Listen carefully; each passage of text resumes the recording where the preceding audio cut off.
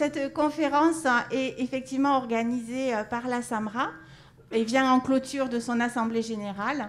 Et donc, c'est un très, très grand plaisir d'accueillir Jean-Michel Geneste, que je vais présenter dans un instant.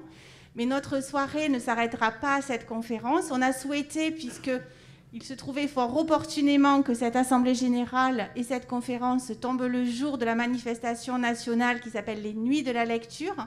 C'est une manifestation du ministère de la Culture qui a surtout lieu depuis plusieurs années dans les bibliothèques, les médiathèques, mais aussi dans les lieux culturels, musées nationaux notamment. On a souhaité raccrocher à cette conférence, donc, pour la première fois, cet événement Nuit de la lecture au musée. Donc, je vous dis rapidement, avant d'attaquer la conférence de Jean-Michel, qu'à partir donc, de 18h30, juste après, ne partez pas tous, puisqu'on aura dans nos salles des lectures de textes et qu'on a souhaité évidemment raccrocher soit à notre programmation culturelle du moment, soit au moment que nous allons partager avec Jean-Michel autour de la grotte de Chauvet. Donc il y aura à 18h30 pour commencer une lecture autour de l'accrochage Regard croisé, notre exposition François Augiéras par Gwendal Legrand donc. Et puis, donc, il y aura des lectures de textes de Jean Rouault, extraits de son œuvre « La splendeur escamotée du frère Cheval », et qui évoque évidemment Chauvet. Et puis aussi des lectures dédiées au public jeune, donc aux enfants. Rendez-vous compte, avec notamment la lecture d'un ouvrage, lui aussi, qui en toile de fond se raccroche à la grotte de Chauvet, qui s'appelle donc « La caverne des animaux qui dansent », et puis d'autres surprises lectures pour le public le plus jeune, qui n'est pas forcément encore là dans la salle, mais qui peut venir ensuite à 18h30 dans l'établissement. À présent, je vais passer la parole à Jean-Michel pour lui dire tout d'abord que je le remercie beaucoup d'être là aujourd'hui. Jean-Michel Geneste, a-t-il besoin de le présenter? Je pense que voilà, vous le connaissez tous, alors je vais quand même me livrer à cet exercice. Jean-Michel, donc, qui était un conservateur général du patrimoine, honoraire aujourd'hui, qui a dirigé quantité de travaux, au départ donc, sur les périodes plus anciennes, du paléolithique, paléolithique ancien, paléolithique moyen, et puis donc, qui a évidemment, depuis plusieurs dizaines d'années, travaillé intensément en matière de connaissance de l'art rupestre, de l'art pariétal, que ce soit en France ou à l'étranger. Il a dirigé pendant plus de 10 ans, c'est ça Jean-Michel, l'équipe interdisciplinaire de la grotte Chauvet. Et il a évidemment développé quantité de missions à l'étranger, notamment en Australie, dans cette perspective intellectuelle très large et assez fascinante, justement de tisser des ponts entre cet art rupestre paléolithique et cet art rupestre qu'on peut avoir autour, au cœur d'autres populations, en Australie, Afrique du Sud, etc. Et avec ces liens qui renvoient à une profonde humanité. Je te passe la parole donc pour ta conférence qui s'intitule « Atlas de la grotte Chauvet, approche novatrice d'un lieu d'activité et de créativité humaine » et qui s'ancre donc sur l'ouvrage magnifique que certains d'entre vous connaissent, « Atlas de la grotte Chauvet ».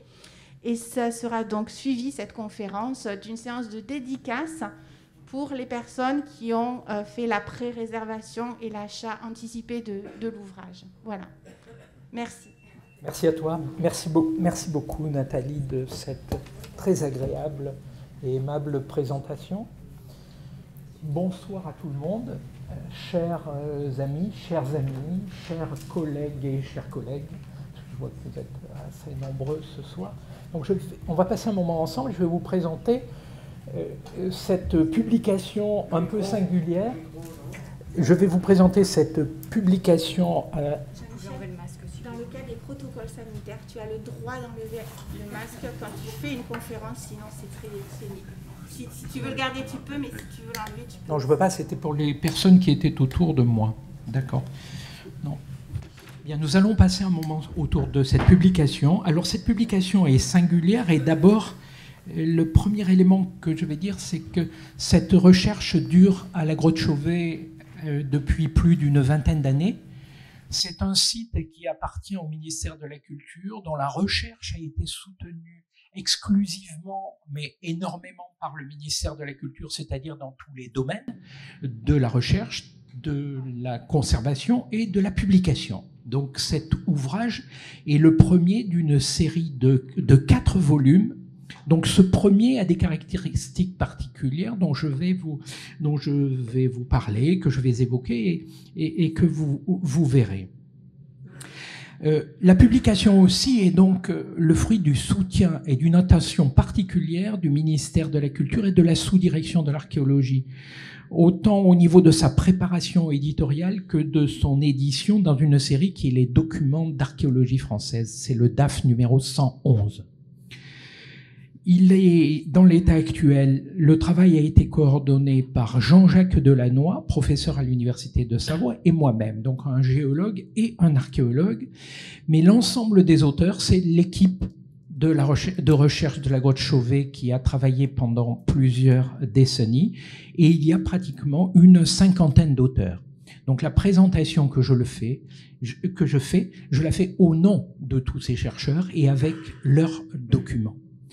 Dans un premier temps, je vais vous parler quand même de la grotte Chauvet. Qu'est-ce que c'est que la grotte Chauvet? C'est pour ça qu'avec la SAMRA, nous avons opté pour ce titre, une approche novatrice dans un lieu d'activité et de créativité humaine. En effet, pour nous aujourd'hui, Chauvet est l'emblème et la représentation d'un des premiers sites où apparaissent les images après l'arrivée en Europe d'Homo sapiens, qui arrive aux alentours, dans cette tranche d'âge qui est entre 50 et 45, et fait partie d'un ensemble d'œuvres et d'expressions symboliques dont l'art, mais pas que l'art, va s'exprimer et marquer. Et marquer quoi? Marquer en fait un territoire, un espace, un domaine de connaissance, mais c'est vraiment le domaine de la connaissance, c'est pas quelque chose qui correspond peut-être de façon serrée au comportement paléolithique, c'est la manière dont nous l'appréhendons aujourd'hui. C'est un domaine où s'exprime l'art rupestre de type eurasiatique. Il y en a ailleurs, il y en a eu ailleurs, et il y en a dans d'autres espaces. Il y a des triangles rouges sur ces petits triangles rouges de cette carte qui montrent d'autres émergences ailleurs, en Indonésie ou en Australie, etc. Donc aujourd'hui, on perçoit une homogénéité d'expression symbolique sur ce grand espace. Et la grotte Chauvet représente effectivement un de ces points sur ce territoire. Il y a en haut à gauche le paquet Chauvet-Lascaux. Vous voyez, c'est une vue extrait d'une planisphère avec cette déformation de l'espace eurasiatique. Et en bas à droite, vous avez le site de Kalgouti qui se situe dans l'Altaï.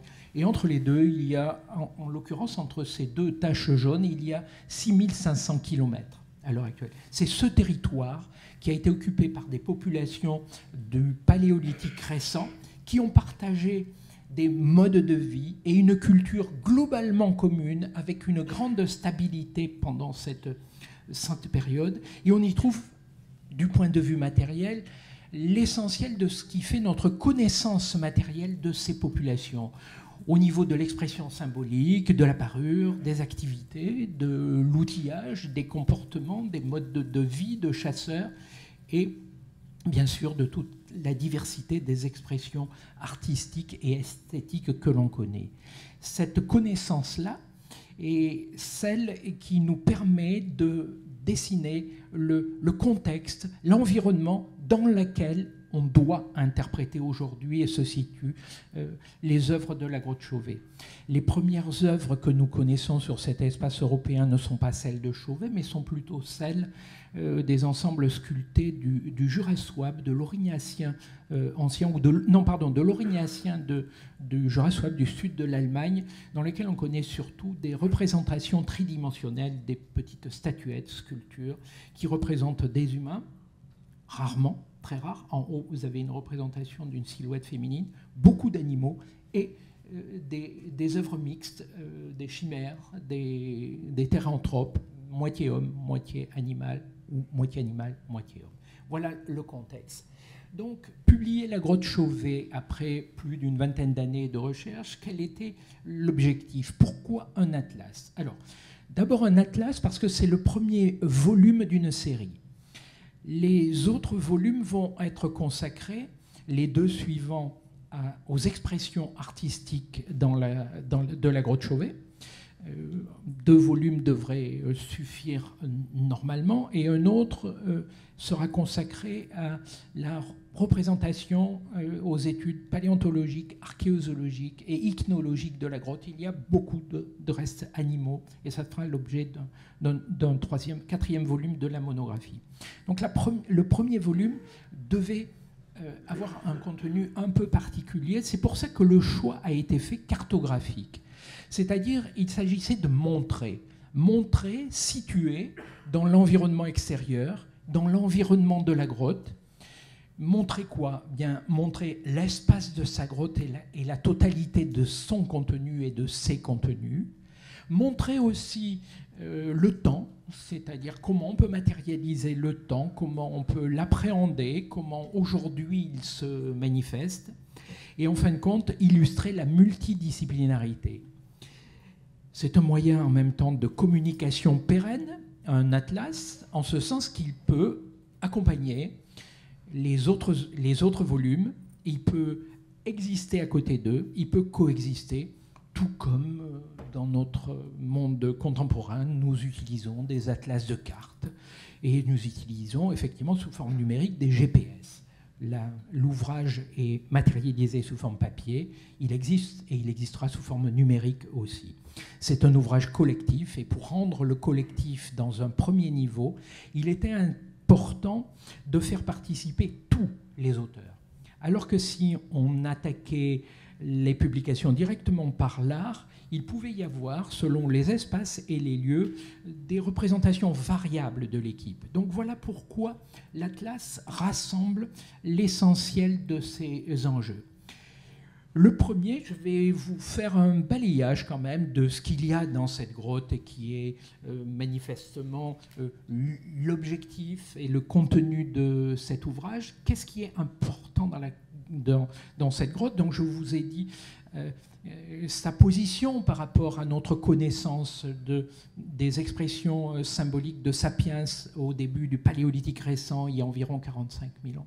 Donc c'est un site d'une conservation remarquable, avec une très belle documentation. Et la première d'entre elles, c'est l'abondance des ossements dans la cavité. Pourquoi?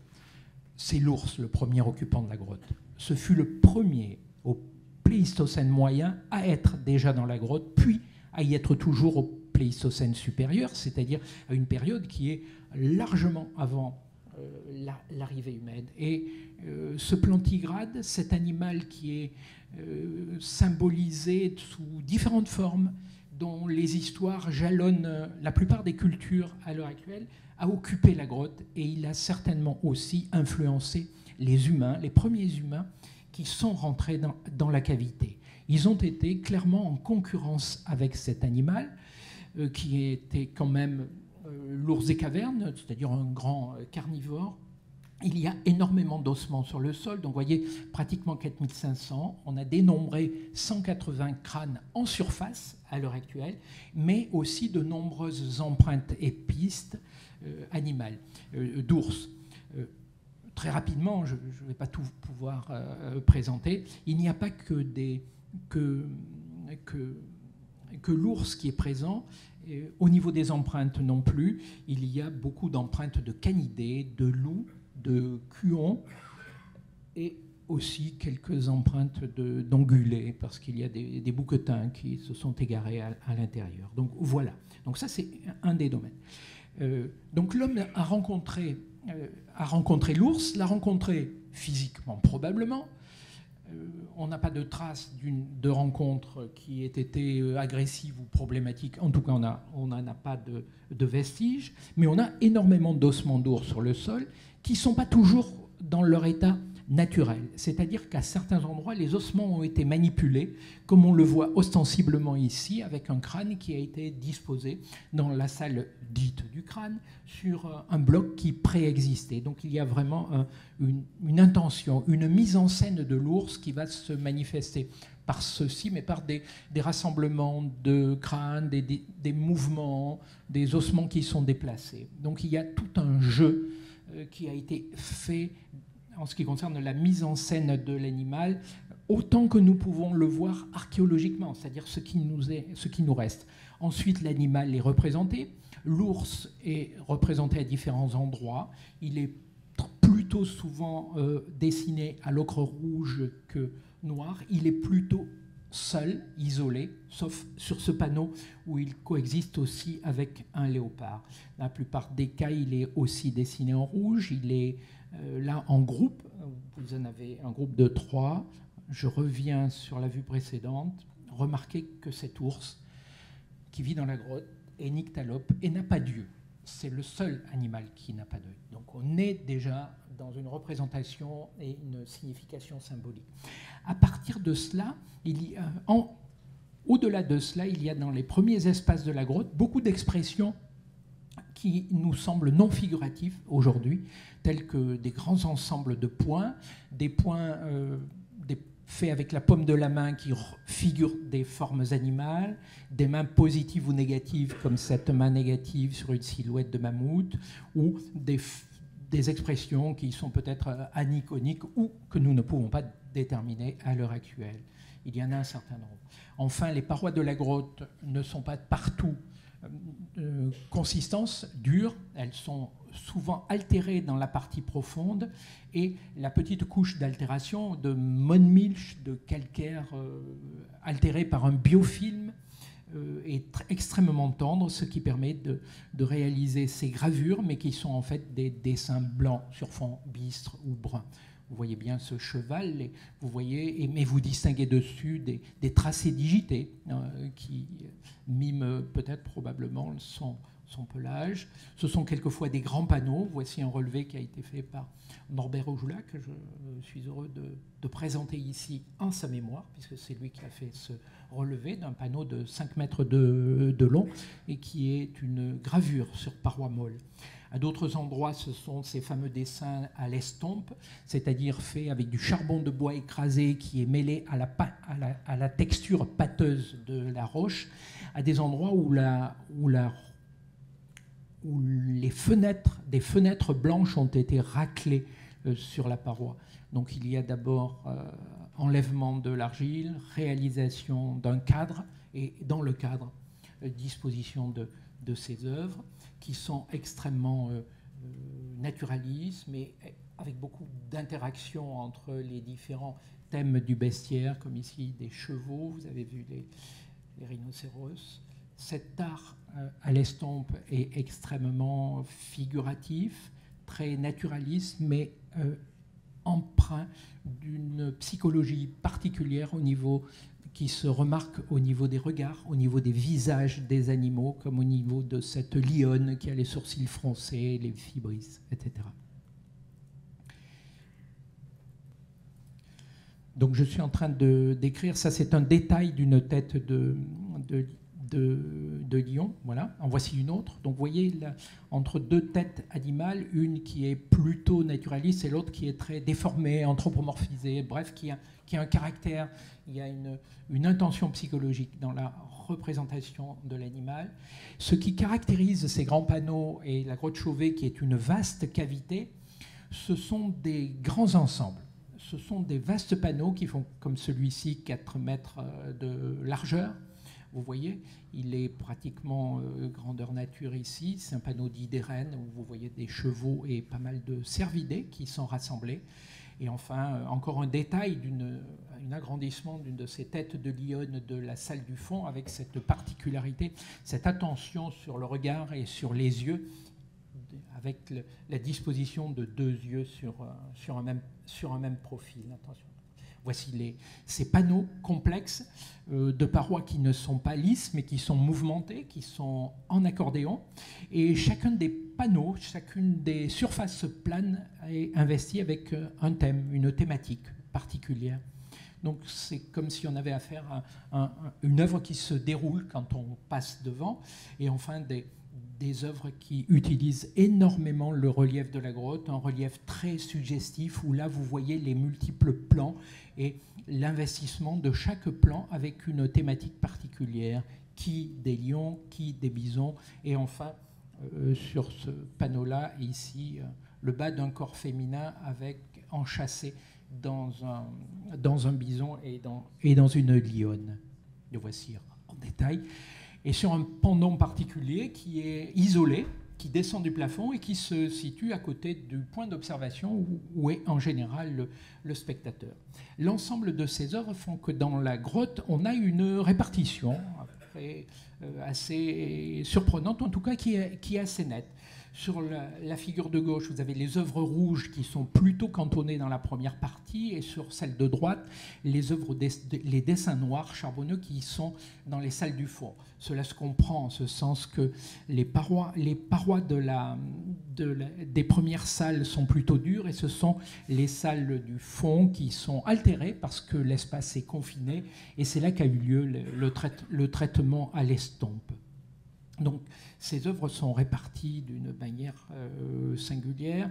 Il faut imaginer que le grand espace avec la grotte, avec l'entrée ici, il faut imaginer que l'entrée est une de ces petites galeries-là et que cet espace est illuminé. Donc, il y a des photons qui se baladent jusqu'à l'arrière, jusque par là. Il y a une pénombre, mais le reste est complètement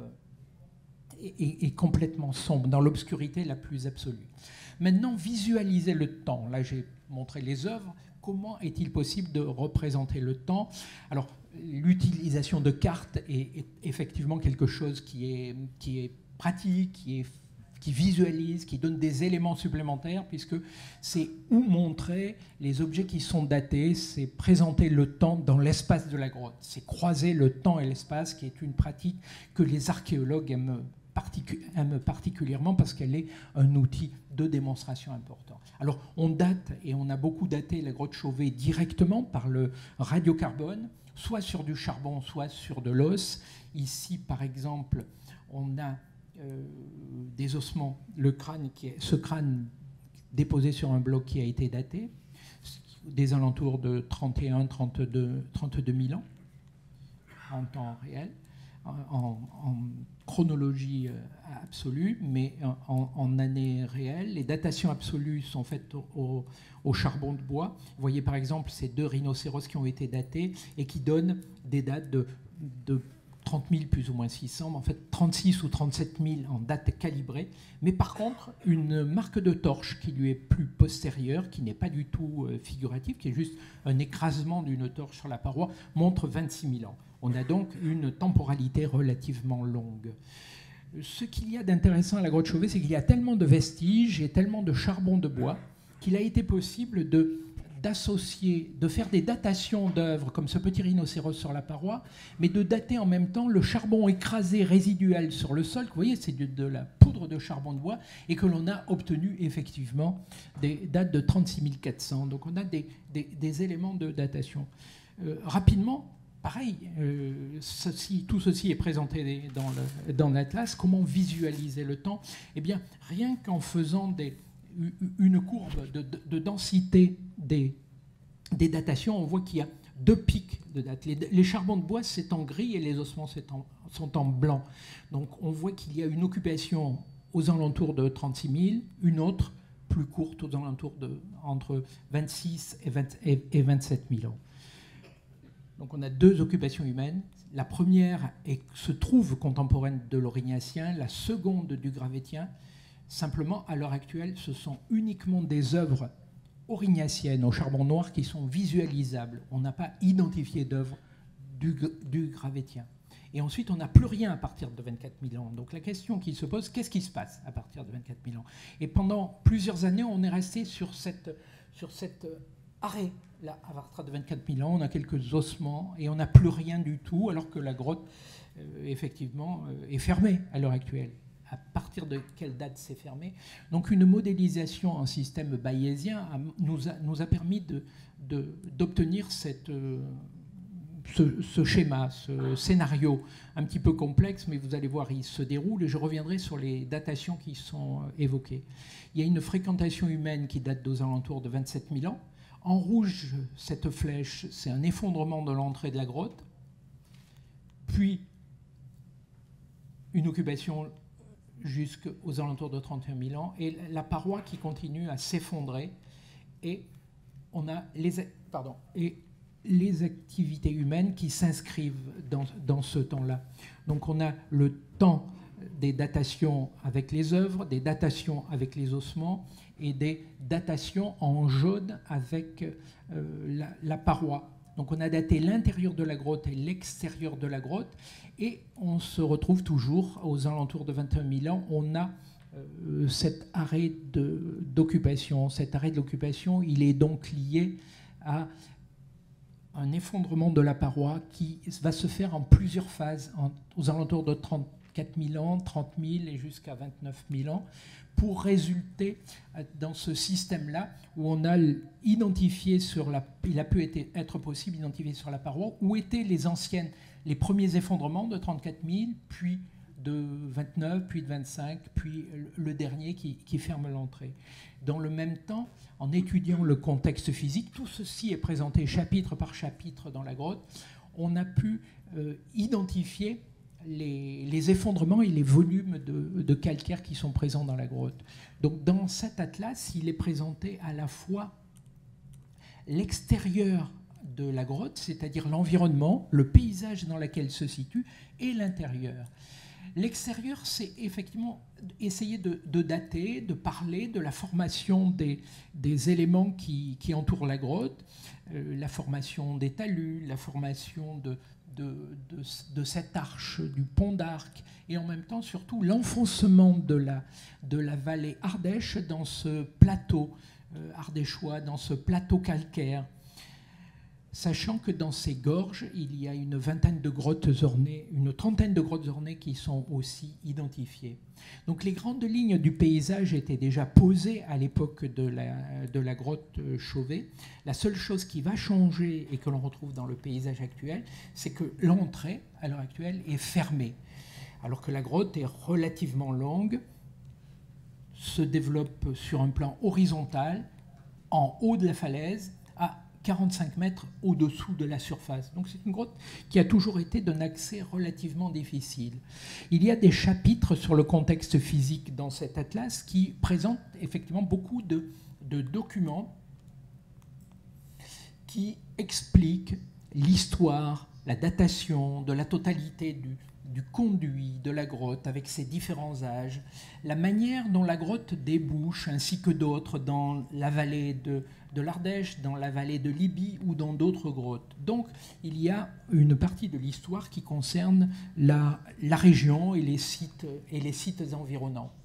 Une grosse partie de l'étude concerne aussi la manière dont la grotte s'est formée avec ces effondrements dont je vous ai parlé, parce qu'avant de diagnostiquer et de déterminer ces âges d'effondrement, il a fallu s'assurer que cet effondrement correspondait bien à ce qui bouche l'entrée de la grotte. Donc des calculs volumétriques entre les différentes phases d'effondrement, ce qui manque à l'extérieur sur la falaise, dans les niches d'arrachement, ont été calculés, modélisés, remis en place, et effectivement, on a une cohérence et un modèle robuste de fermeture de la grotte et d'accumulation à son entrée des différentes couches venant des effondrements. Voilà pour l'histoire de la grotte. La totalité des informations qui a été retenue du point de vue de l'étude géologique et géophysique a permis dans cet atlas de présenter des cartes. Alors, ce n'est pas toujours d'une grande lisibilité, mais ces cartes, par exemple, situent l'évolution dans le temps des sols de la grotte. Des géologues ont passé pratiquement 8 ans à cartographier avec leurs différentes compétences les sols de la grotte, et ils ont pu identifier les sols au moment de la découverte, au moment de la pénétration des humains dans la grotte, les sols au moment de la découverte et les sols à l'heure actuelle de la grotte, avec des histoires juste simplement. Tout ce qui va être en rose sur les cartes géologiques, c'est de la calcite, c'est des sols concrétionnés, et tout ce qui est en jaune, ce sont des formations meubles, des alluvions, des sédiments, des argiles, des sables, etc. Donc les hommes ont marché tantôt sur l'une ou l'autre de ces formations qui se sont conservées ou pas. Là, je ne vais pas commenter plus parce que c'est un peu délicat sans le comprendre. sans voir en détail, des grandes cartes ont été présentées.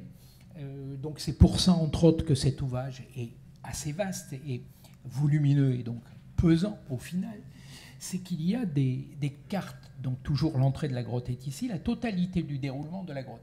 Sur ces cartes-là, par exemple, c'est un exemple, c'est la nature des sols, c'est la topographie à l'intérieur des sols. Les endroits où les plafonds sont élevés sont en bleu, les zones basses sont intermédiaires de couleur grise et les zones très basses sont en rouge. Et on a ici sur cette carte une carte des difficultés de cheminement ou de la manière dont on peut se promener dans la grotte, avec des positions, vous voyez, en bleu, vous avez un personnage qui peut marcher debout, quand c'est bleu clair, il faut se baisser, en jaune, à quatre pattes, et là où c'est rouge, on n'y va qu'à plat ventre. Donc on a une carte de l'accessibilité de la grotte qui va être intéressante et utile, particulièrement utile, quand après on va pouvoir étudier ou localiser dessus là où sont les œuvres peintes. Et on verra qu'il y a donc des œuvres d'accès difficile et d'autres d'accès aisé. Autrement dit, des œuvres qui ont pu être dissimulées, réservées seulement à quelques personnes, ou bien, effectivement, vues de manière un peu publique, par des plus ou moins grands. Maintenant, la cartographie des sols. La grotte a été présentée par secteur. Donc la totalité de la grotte a été subdivisée en 20 cartes.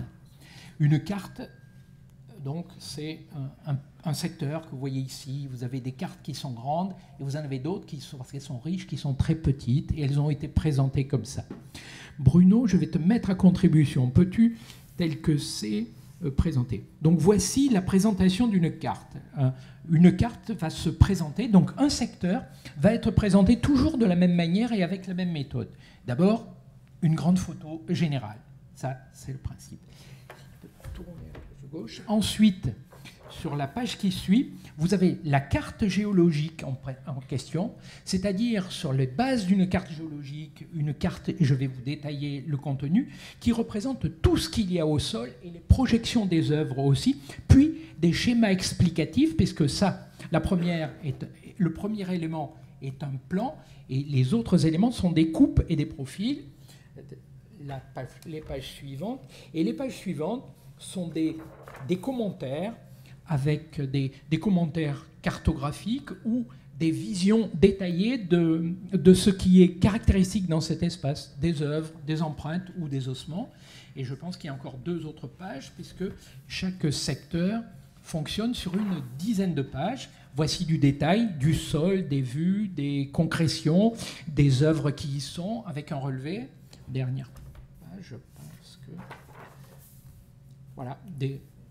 Et on passe à une autre carte. Donc, toutes les 10 pages, il y a effectivement un autre secteur qui est examiné. Il y a donc 200 pages qui sont consacrées à la visualisation des œuvres. Les cartes, je vais passer assez rapidement, mais en fin de compte, c'est une cartographie au sol qui a été faite, et cette cartographie donne 2 types d'informations d'une manière générale. La nature des sols et l'âge de ces sols. La nature des sols, tout ce qui est en jaune, ce sont des catégories de sable, d'argile, de limon, bref, d'alluvions qui sont déposées, et tout ce qui est plutôt en rose, ce sont les concrétions, c'est la calcite c'est la calcite déposée par les écoulements, par l'eau, et en même temps les concrétions, les stalagmites. Donc, ce qui est en rose ou mauve ici, ce sont des nappes de calcite, et tous les points qui sont dessus, ce sont des stalagmites. Donc, quand vous avez un petit peu pris l'habitude de la carte, il est possible de lire la carte comme vous la lisez de la même manière quand vous lisez une carte routière. Et à côté, il y a des schémas et des coupes qui vous montrent ces éléments en volume, c'est-à-dire avec des sections de la grotte. Vous voyez les élévations ou pas. Vous avez ici cette stalagmite, la voilà ici. Voici les sols sédimentaires, les voilà ici. Toutes les cartes vont être présentées comme ça. Vous avez une légende amovible que vous pouvez utiliser et qui se balade avec vous, qui est une page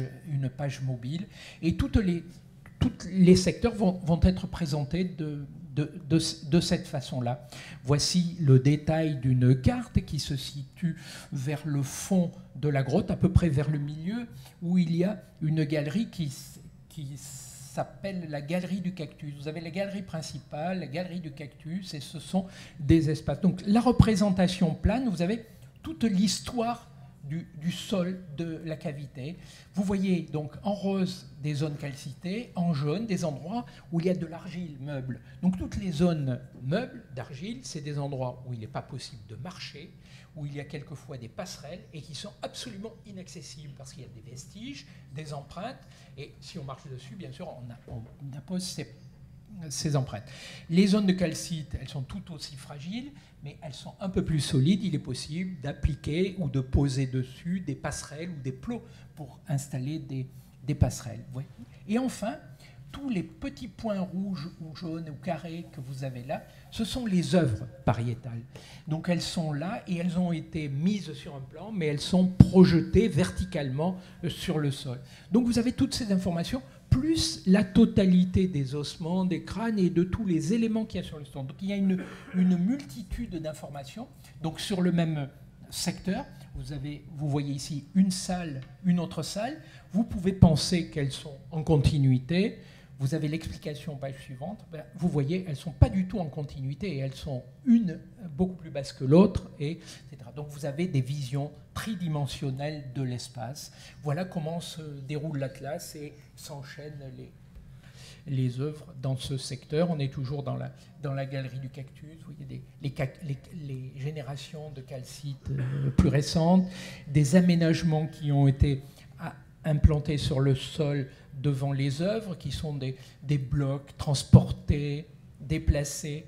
Ici, il s'agit, dans ce secteur, on a un réservoir d'eau, et en fait, vous avez des blocs qui ont été basculés, un bassin a été aménagé, et vous avez des schémas explicatifs de cette histoire du comportement humain à l'intérieur de la grotte, avec déplacement de blocs et réalisation d'un endroit où on récupère de l'eau.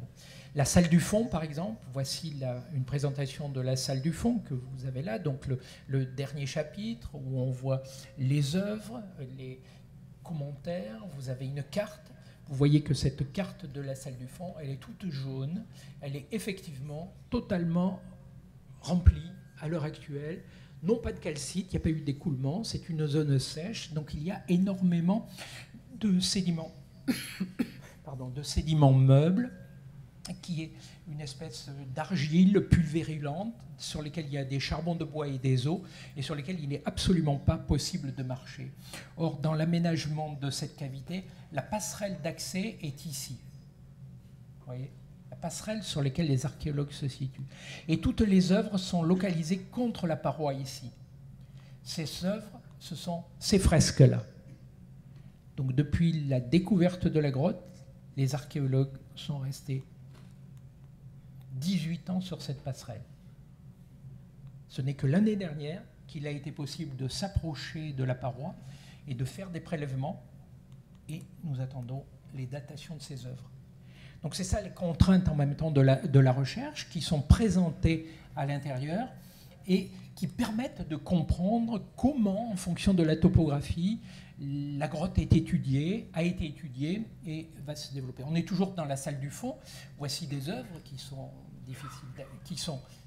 difficiles d'accès ou auxquelles on n'a pas pu accéder parce qu'il n'y a pas de passerelle juste à côté. Et ces œuvres-là qui sont situées loin des passerelles.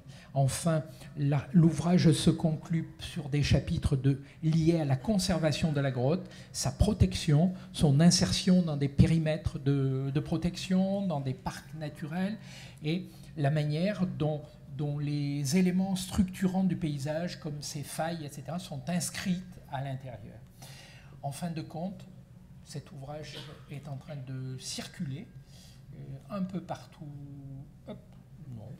Un peu partout dans le monde, et je voulais vous remercier de votre attention. J'espère ne pas avoir été trop long, et remercier surtout tous ceux qui ne sont pas là, mais dont le travail vient d'être présenté. Je vous remercie.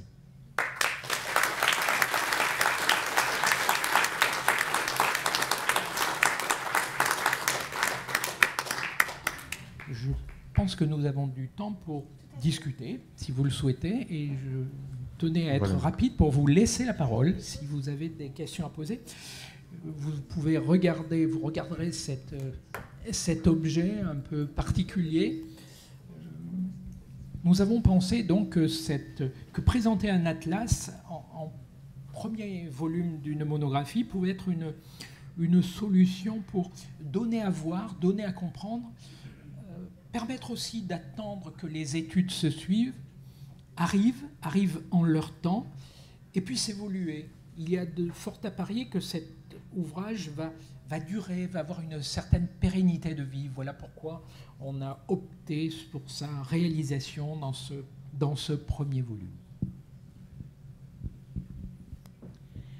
Merci beaucoup Jean-Michel pour cette présentation de cette œuvre, on va dire, bibliophile, enfin je ne sais pas comment le présenter, qui se consacre, on l'a vu, à une œuvre évidemment d'importance majeure. Tu as fait à un moment donné une métaphore et j'ai trouvé ça très beau et très opportun, puisque quand tu parlais des chronologies, tu as dit tout ça est présent chapitre par chapitre dans la grotte. Et voilà, et on pourrait dire que la grotte est présente dans le livre, avec ces chapitres du livre. Enfin voilà, c'était assez joli. Maintenant, je vais passer la parole à la salle pour des questions. Juste une petite parenthèse, ce que j'ai oublié de dire en introduction, c'est que la conférence était aussi retransmise via Zoom. Donc toutes nos excuses aux auditeurs Zoom, puisqu'on a eu un problème de système de visioconférence dans notre auditorium, vous vous en êtes rendu compte, qui font qu'on a ils ont eu des problèmes d'écoute au début de la présentation qu'on a réparé très vite. Voilà, donc parole à la salle, et moi je me ferai aussi ultérieurement le porte-parole des questions qui commencent déjà à arriver en quantité et qu'on regroupera par thématique comme on fait habituellement. Alors comme on était en visio, c'est la raison pour laquelle vous m'avez trouvé peut-être un peu raide, attaché et à regarder dans cette direction et juste ne pas tellement pouvoir regarder derrière, puisqu'il faut que je reste devant cette petite caméra. Voilà. Est-ce qu'il y a des questions dans la salle? Nathalie parlait de chapitres. Nous avons dû chapitrer l'histoire de la connaissance de la grotte en fonction des cartes. Et pour ne pas être répétitif, nous avons choisi des thématiques, carte par carte. Donc toutes les cartes n'ont pas la même information. Il y en a qui vont par exemple détailler les ressources paléontologiques. C'est une carte où il y en a beaucoup. D'autres vont parler des calcites, de telles formations géologiques ou de l'art, des objets archéologiques qui sont sur le sol, etc. Donc il y a une vingtaine de thèmes qui sont traités chapitre par chapitre et cela a été organisé pour donner une structure narrative, un scénario qui puisse être intéressant pour le public, mais surtout pas répétitif. Ce qui peut être répétitif, c'est uniquement la légende. Elle n'a pas changé d'une carte à l'autre. Alors, on laisse la parole aux auditeurs à distance. On laisse la parole à ceux qui écrivent, c'est ça. Donc, il y a une question, Jean-Michel, qui dit « La grotte était-elle facile d'accès il y a 32 000 ans ou s'agissait-il d'un endroit reculé ?» entre guillemets. La grotte Chauvet est située à flanc de falaise, mais je suis passé un petit peu vite. Il se trouve que cette falaise a une structure géologique qui est une vire à l'intérieur, c'est-à-dire que la nature du calcaire, à un moment donné, a une couche géologique qui est plus tendre, donc il s'est érodé, et qui fait qu'il y a une sorte de voie assez large, 4 à 5 mètres de large, qui est dans la falaise. Et quand on suit cette vire naturelle qui est un peu inclinée parce que la formation, le pendage de toutes les couches dans cette région est ainsi, il est possible d'aller du fond de la vallée des Gorges de l'Ardèche jusque sur le plateau en longeant cette vire. À l'époque récente, actuelle et au XIXe siècle, c'était une voie de transhumance des moutons. Donc, pour vous dire à quel point elle fonctionnait bien, et elle a fonctionné, et elle fonctionnait puisqu'elle était là, à l'époque paléolithique pour les animaux, mais aussi pour les humains, en s'engageant sur cette voie, on passe devant un certain nombre de grottes, dont la grotte Chauvet, qui jouxte deux autres cavités un petit peu plus petites. Donc cette grotte était dans un paysage particulier, dans une falaise, mais pas d'accès particulièrement difficile. Au contraire, elle était même indiquée un petit peu. En même temps, il y a des éléments qui sont des indications environnementales, paysagères dans le paysage. Les gorges de l'Ardèche sont un endroit assez unique, mais il y a d'autres gorges dans les vallées, dans les affluents du Rhône. Par contre, l'arche géologique du Pont d'Arc, il faut aller très loin pour en trouver une autre dans l'espace d'Europe occidentale. Donc elle pouvait être mémorisée de loin et était un indicateur puisque la grotte se situe dans l'axe, juste en face. Merci beaucoup pour cette présentation sur cette œuvre monumentale et ce grotte monumentale. J'ai une question qui porte sur notre livre, en fait. C'est un roman que j'ai lu récemment d'un écrivain américain qui s'appelle Kim Stanley Robinson. Et le roman s'appelle Shaman. Et c'est l'histoire, bien sûr fictionnalisée, d'un des artistes de Chauvet. Est-ce que vous connaissez ce livre? Et si oui, est-ce que l'histoire, comme il l'a décrit, bien sûr fictionnalisée, mais est-ce que c'est réaliste? Vous voyez, je réfléchis. Mais je réfléchis non pas par rapport à la difficulté que vous me posez, mais comment je peux vous répondre poliment en vous donnant quelque chose qui va vous structurer. L'archéologie nous permet d'interpréter le passé en fonction des modèles interprétatifs que nous faisons. Et nos modèles interprétatifs, on le fait avec l'ensemble des connaissances dont on dispose. On dispose de l'ensemble de nos connaissances archéologiques et on en utilise d'autres qui viennent souvent de l'ethnologie ou de l'ethnoarchéologie. L'ethnoarchéologique, c'est aller chercher une situation archéologique comparable, et l'ethnologie, c'est mobiliser la totalité des données que l'on a en ethnologie. Dans les histoires récentes d'un certain nombre de civilisations, de sociétés et de peuples chasseurs, pour rester dans la même catégorie, il y a effectivement des groupes qui ont des comportements religieux où il y a cette utilisation du chamanisme qui est une croyance dans un autre univers que celui qui est visible, qui en soi n'est pas très différent, puisque beaucoup d'ethnologues, à l'instar de Philippe Descola, ont bien montré qu'il y a des populations, à l'heure actuelle encore, qui pensent et qui attribuent un élément vital, ou qui pensent qu'il y a, comment dirais-je, que le vivant n'est pas est associé à une diversité d'éléments matériels du monde. Il peut y avoir de la vie dans des animaux, bien entendu, une conscience, ils sont des acteurs comme les humains, mais il peut y avoir aussi de la vie, des éléments constitutifs comparables à la vie qui sont dans les rochers, dans les arbres et les nuages, et c'est l'animisme. Le chamanisme est une religion qui a été documentée dans des contextes particuliers. L'appliquer donc au paléolithique nécessiterait qu'on ait les mêmes éléments. Or, on ne les a pas toujours. Néanmoins, certains auteurs pensent que la façon dont les animaux sont dans les grottes, notamment puisque ce n'est pas à l'air libre, c'est dans des grottes, dans des endroits particuliers du monde, représentés, c'est qu'ils sont en train de vivre dans un autre espace.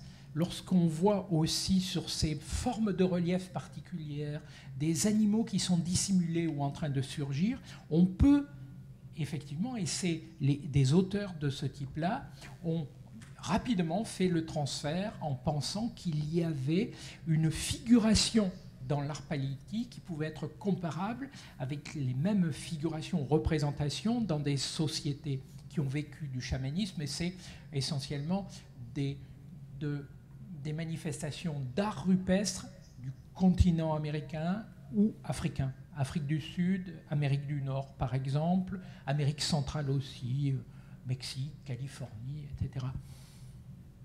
Là, c'est juste l'auteur qui se positionne. Les archéologues du Paléolithique ne sont pas très nombreux à imaginer qu'il puisse y avoir du chamanisme du type de celui qui est relaté dans ce roman, où effectivement on a énormément d'illustrations de situations qui sont des similaires à ce qui est observé dans des sociétés nord-américaines essentiellement. J'ai été un peu long pour vous répondre, mais moi personnellement, ce n'est pas quelque chose qui me séduit en ce sens qu'on nous avons des éléments d'interprétation ou des éléments de compréhension avec des modèles qui pourraient être plus simples. Il est normal que l'animal ait beaucoup influencé l'humain à cette époque-là, mais il n'est pas du tout certain qu'ils aient joué avec les images animales et qu'ils aient investi les animaux d'un chamanisme du type de celui qui est relaté dans ce roman. Il y a d'autres romans qui sont moins originaux, donc peut-être plus satisfaisants du point de vue de la communication, d'une image de ce que pourraient être les périodes du Paléolithique. Voilà.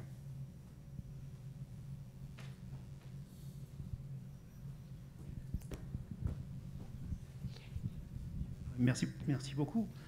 C'est un travail exhaustif qui a été fait sur la cartographie de cette grotte. On comprend qu'on ait besoin de ces données pour étudier le contexte des vestiges animaux ou humains ou des œuvres d'art. Mais que disent les géologues? Est-ce qu'après ce travail fantastique, est-ce qu'il y a qu'est-ce que ça apporte aux géologues sur la formation des cartes, sur l'origine? Est-ce qu'il y a quelque chose de particulier qui a été découvert à la fin de ce travail?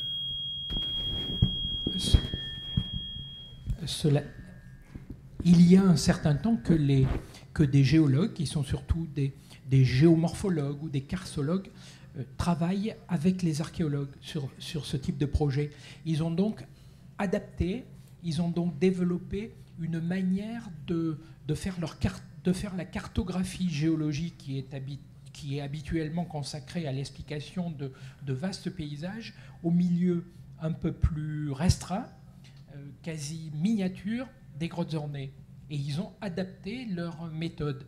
Mais elle reste la même, c'est-à-dire ils cartographient un état des sols, un sol que vous pourriez avoir ici, et ils identifient son histoire de manière à lui donner un âge et à expliquer les relations entre les différentes formations.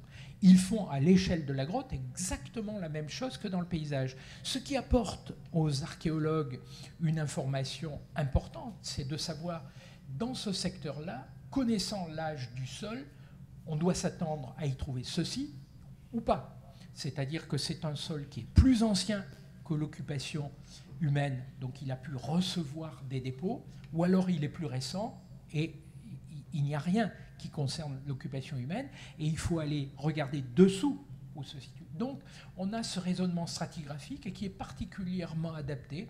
En même temps, les géomorphologues ont la capacité d'expliquer naturellement ce qui se passe. Ainsi, dans la grotte Chauvet, ce sont eux, souvent, dans un certain nombre de cas, peut-être 50%, qui ont identifié qu'il y avait des choses anormales et que des blocs, des sédiments n'étaient pas à leur position attendue. Donc, que c'était probablement des éléments anthropiques, des aménagements sociaux, culturels. Et aujourd'hui, c'est ainsi que la géologie, une géoarchéologie s'est développée et que des approches géomorphologiques se font sur un grand nombre de grottes ornées, en cavité, mais aussi en plein air, pour identifier et pour lire l'histoire de l'évolution de ce paysage physique. Et on se rend compte que souvent, il y a énormément d'aménagements. Tout à l'heure, Nathalie parlait de travaux que nous avons faits en Australie.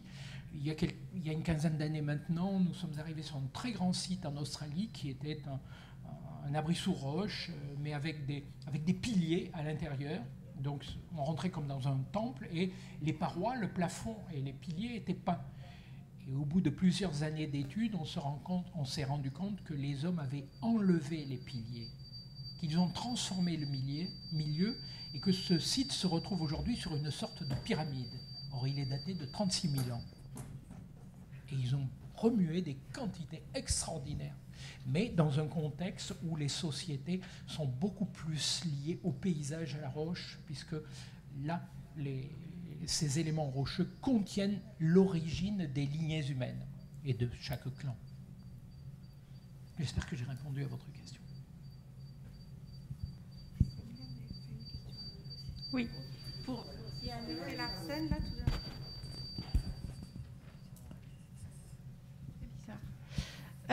Il y a pas mal de questions qui arrivent sur le fil de discussion en ligne. Je vais essayer de les passer petit à petit en alternant avec la salle.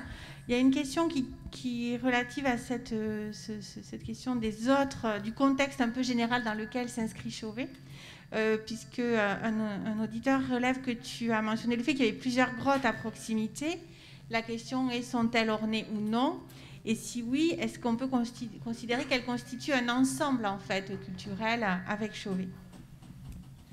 Alors pour répondre un peu rapidement et synthétiquement, dans les gorges de l'Ardèche, sur 30 km de long, qui sont un véritable canyon entre des parois calcaires, il y a 29 grottes ornées. Sur ces 29 grottes ornées, il y en a 2 ou 3 qui sont de l'âge de la grotte Chauvet, contemporaine donc, de l'Aurignacien, et et 2 qui ont à peu près les mêmes types d'œuvres à l'intérieur, réalisées, alors des formes géométriques, aniconiques, non figuratives pour nous, et des points main, l'utilisation de la paume de la main appliquée sur la paroi, et elles sont là quasiment contemporaines. C'est des grottes dont l'ornementation est similaire à celle de la grotte Chauvet. Les autres sont de périodes plus récentes du paléolithique récent, mais il y a quand même sur ces 25 000 ans de dispersion de l'art rupestre que nous connaissons dans l'espace eurasiatique, dans cette gorge de l'Ardèche, sur 30 km, il y a un espace privilégié où des grottes ornées ont eu lieu.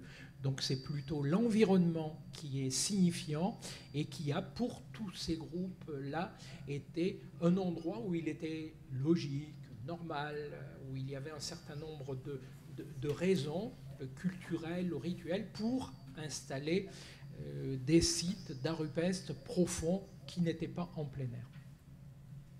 A-t-on une idée du climat et de la différence de climat entre les deux phases de fréquentation de la cavité?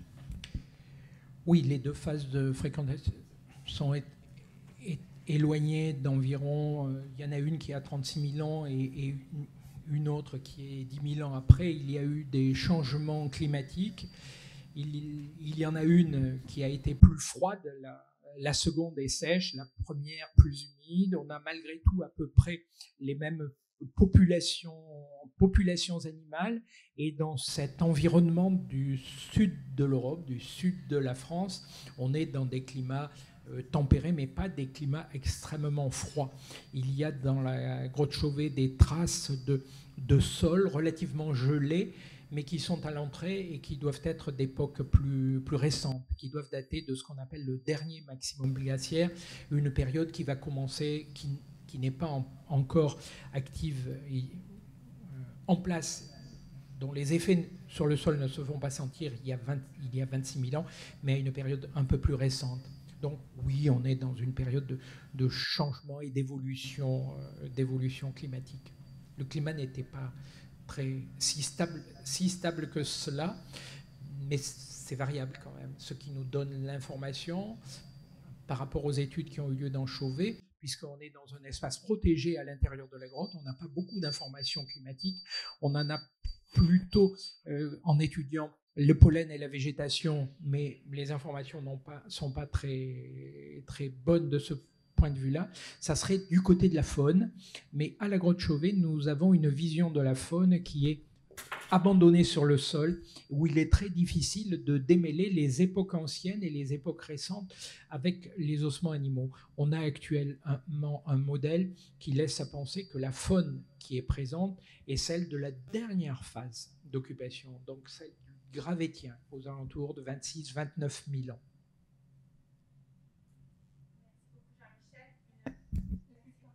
Là, on voit à peu près les quantités de personnes qui vivent à l'intérieur. Et c'est pas énormément, on est toujours aux alentours d'une douzaine. On a de notre côté, si on regarde des habitats ailleurs, dans la grande plaine russe, on a d'étonnantes habitations qui sont fermées, qui ont l'air d'être des espaces clos avec de nombreux foyers, où aussi on peut mettre un certain nombre d'individus, mais peut-être on peut en mettre plus. On peut aller jusqu'à la vingtaine. Enfin, on a des modèles qui sont utilisés à l'heure actuelle et qui relèvent de l'ethnologie, de l'ethnographie aussi, et de l'ethnologie des peuples chasseurs qui sont arrivés à notre connaissance et qui sont documentés.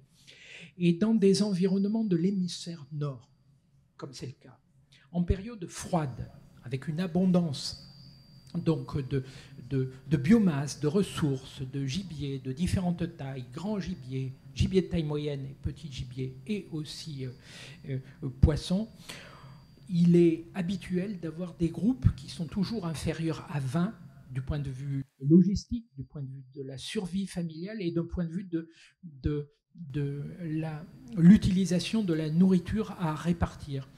Ce qui ne veut pas dire qu'il n'y a qu'un seul groupe, que ces groupes sont reliés en famille ou en clan ou en réseau.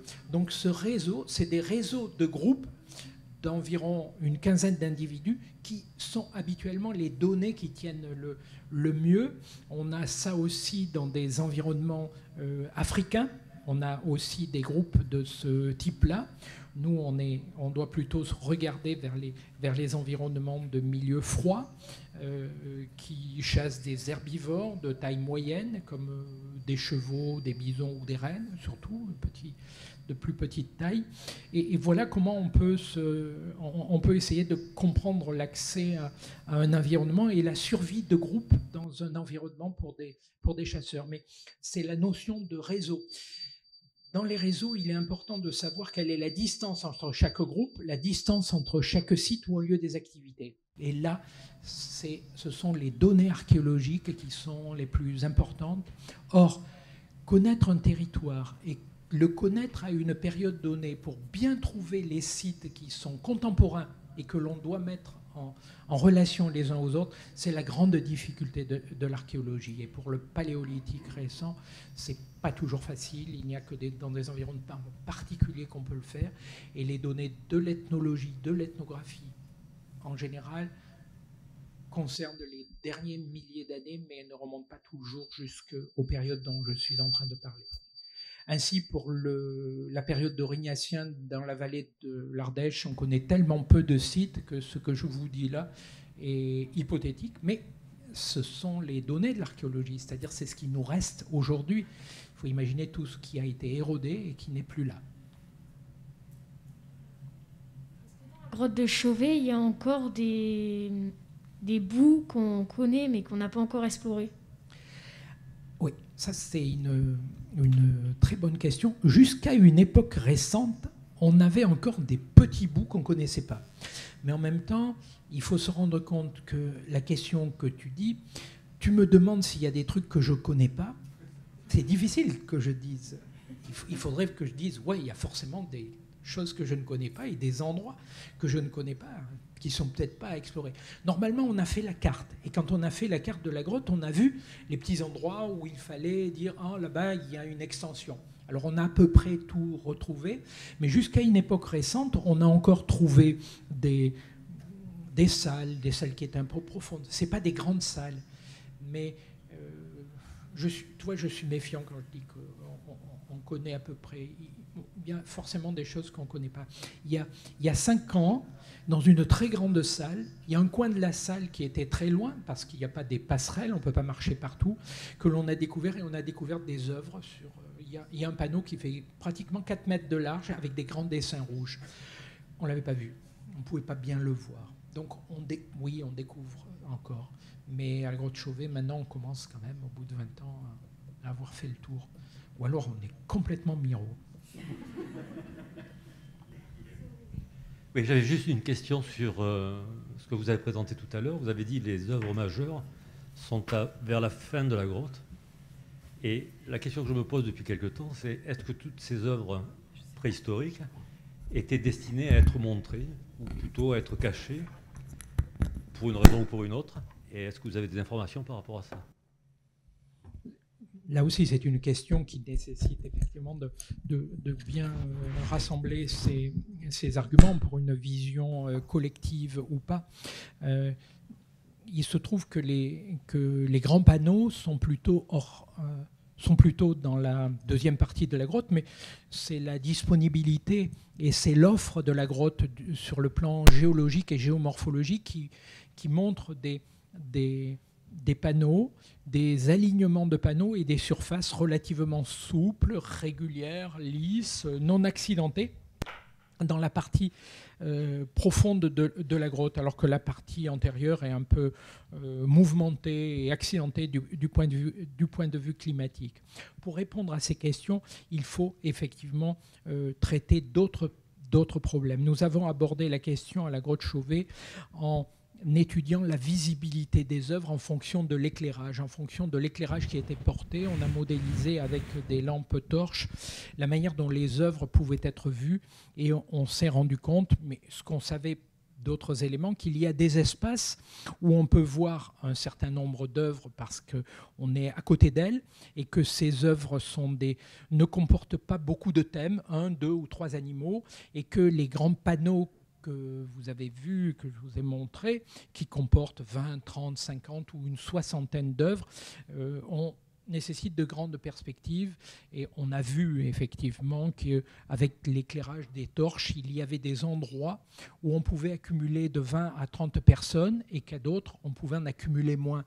Mais là, on est dans un raisonnement où c'est la disponibilité de l'espace. Dans un espace dans lequel nous sommes, on a une vaste possibilité de vision et dans d'autres, on est coincé. On a une vision plus restreinte. On a dans la grotte Chauvet quasiment pas ou très peu d'espace qui soit contraint. On n'a pas d'œuvre dans des endroits où il faut marcher à 4 pattes, quasiment, où on en a une ou deux, et on a très peu d'œuvres dans des endroits où il faut accéder en cheminant à plat ventre dans des galeries. Donc, pour nous, malgré les études qui ont été faites, on a des œuvres qui ont attiré plus ou moins l'attention, mais qui sont simplement le reflet de grands panneaux avec beaucoup d'œuvres et œuvres isolées, dispersées dans l'espace sur un grand cheminement. Vous voyez, on n'a pas d'autres éléments. On a peut-être d'autres sites dans lesquels on peut raisonner d'une autre manière, où on a des œuvres plus difficiles à voir, plus difficiles à partager, effectivement. Mais là, on est sur des œuvres avec un fort contraste chromatique, du noir sur du blanc, du rouge sur du fond blanc, de la gravure à large trait sur une paroi meuble. On n'est pas dans ces grottes où il y a par exemple de la gravure fine sur des parois dures, où le contexte est différent, l'intentionnalité du partage n'est pas la même. Voilà comment je répondrai. C'est difficile de répondre à ça. Mais à Chauvet, on est plutôt dans des œuvres faciles à voir, organisées sur un long parcours et un long cheminement, puisque la progression, la densité des œuvres, les rythmes, la mélodie qui est présentée le long des œuvres va vers un crescendo final, enfin, vers les salles finales. J'en ai une qui vient d'être posée. Sait-on pourquoi il n'y a aucun visage de dessiné à Chauvet? Aucun visage? Oui. Il n'y a pas de visage dessiné à Chauvet et il y a très très peu de visages dessinés dans la rupestre, dans les grottes ornées. Quand on connaît des visages, ils sont plutôt dans des sites où on a trouvé des gravures, comme la grotte de la Marche, qui est dans le centre de la France, dans la Vienne, où l'on a trouvé des plaquettes avec des dessins, comme si c'était des ardoises, des carnets sur lesquels on a dessiné. Il y a très peu de visages humains qui sont dessinés, hommes, femmes, enfants, mais vraiment très très peu. Mais à côté de ça, il y a énormément d'animaux. Donc il y a quelque chose dans le fonctionnement du groupe qui fait que le dessin et la figuration de l'humain, de soi-même, de l'auteur, n'était pas quelque chose qui était d'une grande habitude, d'une grande familiarité. quand il y a des représentations humaines, comme c'est le cas à la grotte Chauvet, ce sont des symboles sexuels. Donc ce ne sont pas forcément des figurations de l'humain, mais peut-être une valeur particulière, où on a à la grotte Chauvet des triangles pubiens, donc c'est un symbole sexuel, et on a le bas d'un corps de femme, mais il n'y a pas le haut, il n'y a justement pas le visage, et à la place du haut du corps, il y a un bison et un lion. Donc on a un être mixte, donc il n'y a pas de figuration humaine, il y a des figurations d'anthropomorphes ou d'êtres qui correspondent à ce qui était en vigueur dans les mythes, dans les histoires de cette époque-là, et l'humain n'était pas figuré. Mais ce qui ne veut pas dire qu'on n'en parlait pas. C'était peut-être les symboles animaux qui étaient les représentants des humains. On n'est pas dans la lecture d'un monde figuratif. Ce qui est figuré n'est pas toujours ce qui est signifié. Et ce qui est signifié ne colle pas exactement avec la nature du symbole que nous identifions aujourd'hui. Il faut se mettre dans l'idée que nous voyons bien des lions et nous voyons bien un bison à côté. Que voyait-il ou qu'entendait-il dans l'histoire qui est racontée? Oui, bonsoir. Bonsoir.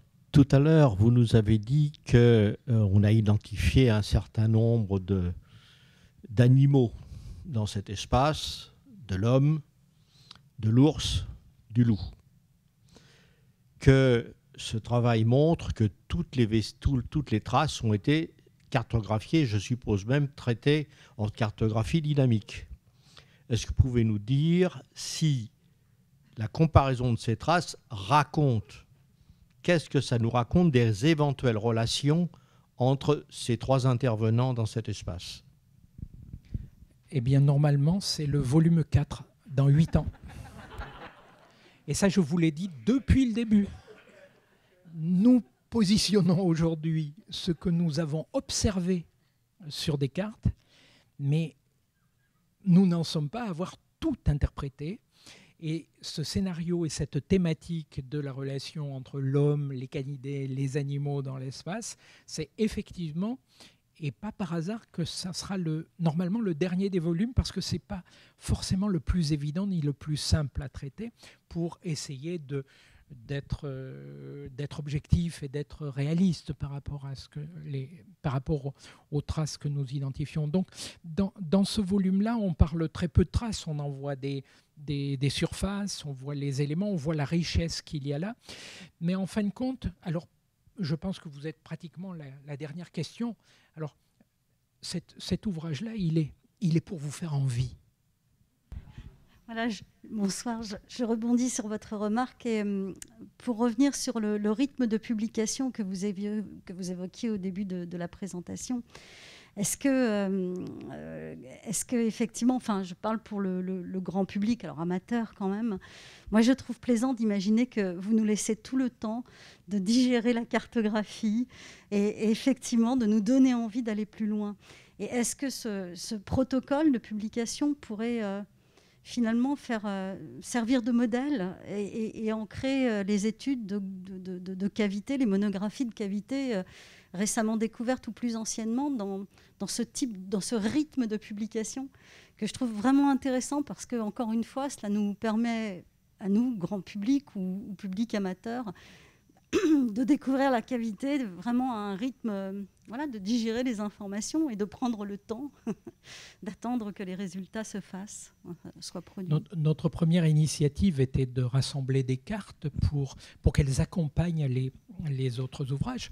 Mais lorsque cet ouvrage a vu le jour et sa naissance a été longue parce que il y a eu des années de travail éditorial soutenu par la sous-direction de l'archéologie, ne serait-ce que pour sortir les cartes, pour les publier, pour les imprimer, pour vérifier la faisabilité technique et autres. Et il est apparu, et aujourd'hui, je pense que c'est une idée, une éventualité de pouvoir présenter un certain nombre de sites qui ont une certaine richesse, qui nécessite une certaine réflexion, même si ce sont des sites qui ont été anciennement étudiés, mais sur lesquels il y a beaucoup d'archives, donc exhumer ces archives. Et je pense qu'effectivement, ce que ce que vous évoquez est une possibilité. Et justement, en face de moi, j'ai Geneviève Pinson, la directrice du Centre national de préhistoire, qui a assisté, qui a soutenu la naissance de cet ouvrage. Et je ne pense pas dire de bêtises en imaginant qu'elle peut concevoir qu'il s'agit d'une méthodologie qui pourrait être utilisée à d'autres sites et différée d'une certaine manière. J'aimerais bien que Geneviève s'exprime sur ce sujet. Merci beaucoup. Merci. Merci beaucoup. Oui, de toute façon, c'est avec plaisir. Déjà, je viens à cette conférence parce que parler de l'Atlas Chauvet, c'est un événement et c'est un objet à connaître, que l'on soit spécialiste ou pas. Et pour mon expérience de lectrice, au-delà de l'expérience de construction d'un tel monument, en accompagnant les chercheurs pour arriver à ça, franchement, moi, vous regardez ne serait-ce que la légende et vous allez avoir l'œil complètement fasciné à rechercher tel élément, parce que vous allez les repérer. Et c'est un vrai jeu, en fait, de circuler dans cet atlas. Je le dis en toute simplicité. Et du coup, moi, j'ai vraiment beaucoup de plaisir à y aller, à revenir. Et une fois que vous avez compris la légende, ce que Jean-Michel a très bien expliqué, elle est tout à fait accessible. Mais après, les cartes, vous les lisez et vous êtes vraiment dans les pas des préhistoriques et des chercheurs en même temps. Donc vraiment, je vous encourage à le lire et à vous l'approprier. Pour la publication des grottes ornées, notamment Chauvet, c'est quand même une première. En effet, l'idée, c'est bien de développer ce type d'atlas sur les autres grottes et de faire des monographies. Et actuellement, on est vraiment... grâce à Chauvet, le ministère est en train vraiment de voir une nouvelle forme d'édition monographique et qu'elle soit transposable à tous les sites étudiés ou anciennement étudiés et repris pour vraiment en faire une collection des monographies des grottes ornées. On sait que les grottes ornées, ça appelait toujours des monographies. Ça, c'est depuis les origines de la recherche dans ces lieux. Et donc, on reprend, après une analyse que le Centre national de préhistoire a fait, notamment avec le travail d'Elisa Bosch, on a pu voir ce qui était pérenne et ce qu'on attendait aujourd'hui d'une monographie. Et c'est ce cahier des charges qui est présenté aujourd'hui aux éditeurs, notamment publics, pour pouvoir poursuivre cette publication et d'autres. Donc merci beaucoup Geneviève pour ce rappel en fait et ces orientations un peu nationales relatives à la publication des grottes ornées. Et encore une fois, un très très grand merci à Jean-Michel de nous avoir donné à la fois à partager cette œuvre collective qu'est l'Atlas et cette œuvre qu'on a du mal à qualifier qui est Chauvet. Je voulais aussi remercier Jean-Michel pour sa très grande patience parce que vous l'avez compris, nous avons eu un souci majeur de dispositifs audiovisuels et audioconf de l'auditorium cette fin de semaine qui fait qu'on a dû vraiment bricoler, j'ai pas honte de dire le mot. Donc d'abord, je remercie les équipes du musée qui ont tout mis en œuvre pour qu'on puisse maintenir cette programmation, évidemment. Mais vraiment, Jean-Michel, un grand merci pour ta patience face à ces désagréments. Et merci à vous pour avoir assisté à cette conférence dans ces conditions. Et donc, à notre public sur Zoom, qui était 33 au début, qui est toujours 33 à la fin, malgré les difficultés d'écoute. Et voilà, donc merci vraiment à la fois très chaleureux à ce public tenace, malgré les larcènes, et à vous tous. Je rappelle que pour la suite de la soirée, vous êtes invités à découvrir le reste de l'établissement dans le cadre donc de cette nuit de la lecture et à écouter différents lecteurs qui se sont joints au Musée national de préhistoire pour vous faire partager des textes littéraires, qu'il s'agisse de textes destinés au public jeune ou de textes, donc je l'ai dit tout à l'heure, de Jean Rouault ou François Augiéras. Voilà, donc très très belle fin de soirée à vous tous et à très bientôt.